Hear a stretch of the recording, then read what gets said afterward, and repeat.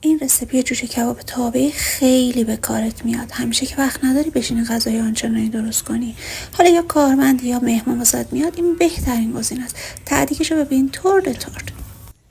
رون مرغ رو به تیکه‌های کوچیک تقسیم میکنیم. برای این غذا از رون مرغ استفاده کنید بهتره، چون آبدارتره. ادویه‌ها رو اضافه میکنیم: آب لیموی تازه، روغن، زعفرون و هم میذاریم در ظرف میبندیم و 1 ساعت کنار میذاریم تا مزه دار بشه. برای درست کردن اون تعدیگ ترد و خوش رنگ، آرد و زردچوبه و آب و زعفرون و نمک با هم مخلوط میکنیم، کنار میذاریم.